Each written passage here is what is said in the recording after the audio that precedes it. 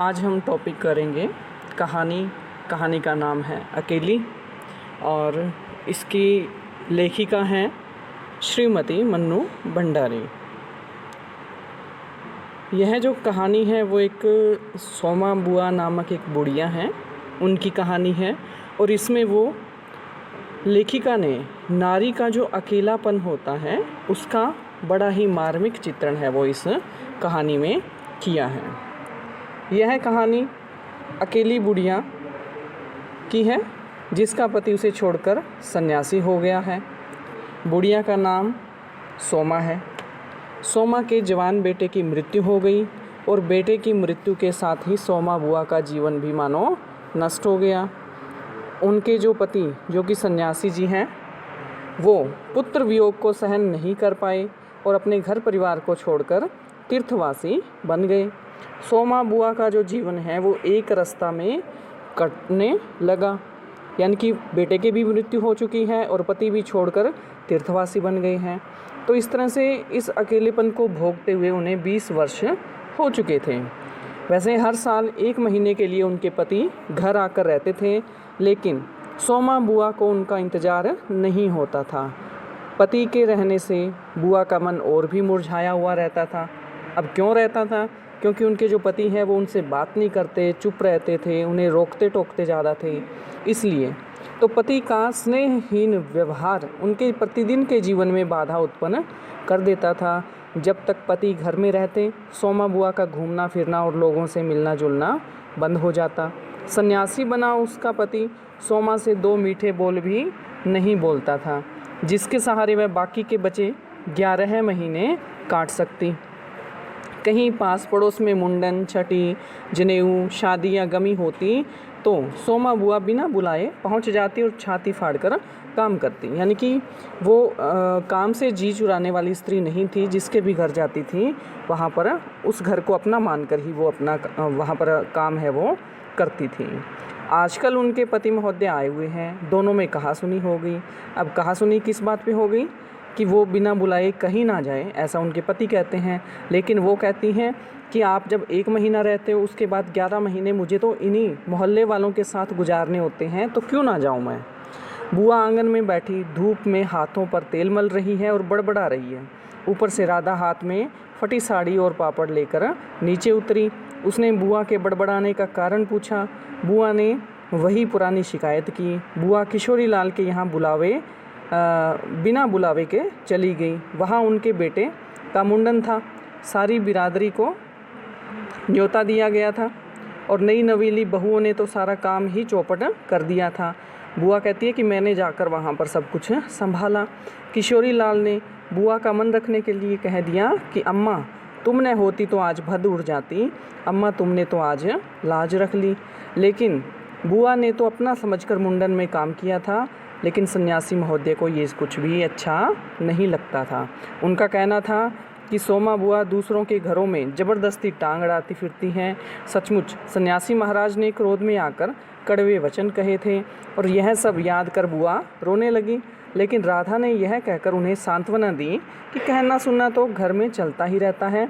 परंतु बुआ को इस बात का दुख था कि सन्यासी जी साल में 11 महीने हरिद्वार में रहते थे।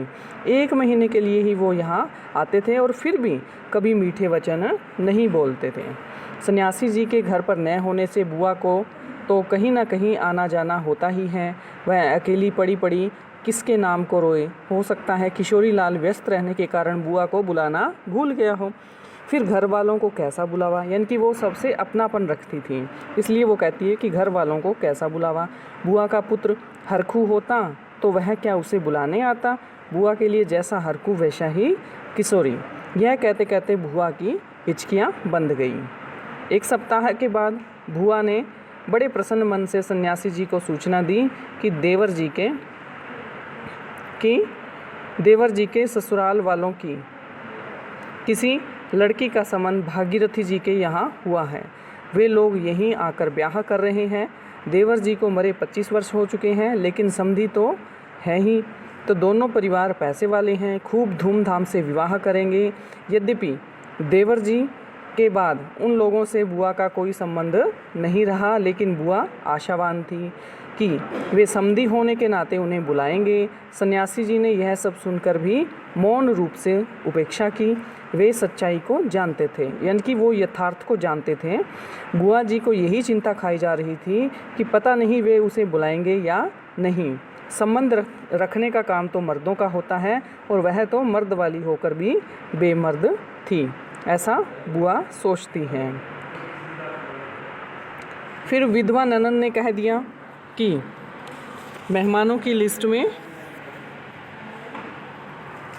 बुआ का भी नाम है। यह सुनते ही बुआ बड़ी उत्साहित हुई, खुश हुई। वह अपने घर जाकर सीधे राधा के कमरे में गई। वह राधा से सलाह करने लगी कि विवाह में उसे क्या दें, क्योंकि समधियों के यहाँ खाली हाथ जाना ठीक नहीं है।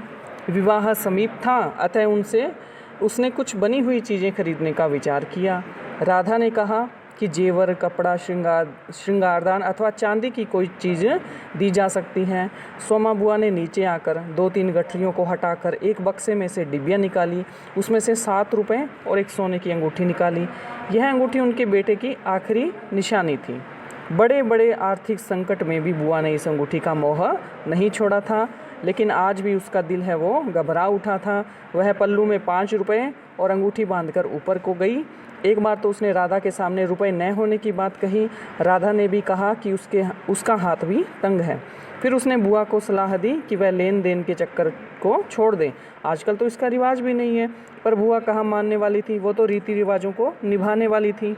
एक बार तो राधा ने बुआ की विवाह में शामिल न होने की सलाह दे डाली। खैर बुआ ने आंचल की गांठ खोलकर राधा के हाथ में वह पुरानी अंगूठी रख दी और कहा कि वह अंगूठी बेचकर जो ठीक समझे खरीद कर ले आए, परंतु यह ख्याल रखें कि बुआ की शोभा बनी रहे। अब बुआ ने 1 रुपया खर्च करके लाल हरी चूड़ियाँ भी पहन ली और उनको आंचल से भी ढक लिया। सायंकाल में राधा भाभी ने बुआ को चांदी की एक सिंदूरदानी, एक साड़ी और एक ब्लाउज का कपड़ा लाकर दिया। क्या लाकर दिया? चांदी की सिंदूरदानी, एक साड़ी और एक ब्लाउज का कपड़ा लाकर दे दिया। यह सब देखकर बुआ प्रसन्न हो गई और बनिए की दुकान से एक आने का पीला रंग लाकर रात को बुआ ने अपनी साड़ी रंगी। लेकिन जब अगले दिन देखा तो साड़ी जची नहीं।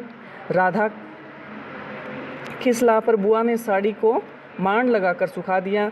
फिर बुआ ने एक थाली में साड़ी, सिंदूरदानी, एक नारियल और थोड़े से बताशे सजाकर राधा को दिखाया। उधर सन्यासी जी यह सारा आयोजन कल से देख रहे थे। उन्होंने बुआ को चेतावनी दे रखी थी कि बिना बुलावा आए चली गई तो ठीक नहीं होगा। बुआ ने भी विश्वास से कहा था कि बावली नहीं हूँ जो बिना बुलाए चली जाऊँगी। अब बुआ घर की छत पर बुलावे की प्रतीक्षा करने लगी। 3 बजे राधा से पूछा कि वह अभी तक विदाई में गई नहीं। मुहूर्त तो 5 बजे का है। यानी कि जब राधा ने पूछा कि बुआ आप गई नहीं, तो वो बुआ कहती है कि जो मुहूर्त है वो तो 5 बजे का है। तो बुआ छत पर से गली में नज़र फैलाई खड़ी थी। पीछे की रस्सी पर कलफ लगी धोती फैल रही थी। उस पर लगे हुए अबरक के कण रह रहकर चमक उठते थे। जैसे ही कोई गली में घुसता तो बुआ का चेहरा चमक उठता। अब 7 बज चुके थे। राधा ने देखा कि छत की दीवार से सटी गली की ओर मुँह किए बुआ छाया मूर्ति के समान खड़ी थी। उसे देखकर राधा का मन भर आया। आखिर राधा ने कह दिया, बुआ सर्दी में खड़ी खड़ी यहाँ क्या कर रही हो? आज खाना नहीं बनेगा क्या? 7 तो बज गए। बुआ ने उत्तर दिया कि क्या खाना और क्या पकाना, 2 जनों का खाना है, वह भी बना लूँगी। आखिर निराश होकर बुआ ने साड़ी को उतार कर उसे तह किया, हाथ की चूड़ियाँ उतारी और थाली में सजाया हुआ सामान जतन से एकमात्र संदूक में रख दिया और फिर बुझे मन से बुआ अंगीठी जलाने लगी। तो इस तरह से यह कहानी सोमा बुआ के अकेलेपन की जो त्रासदी है उसको चित्रित करती है।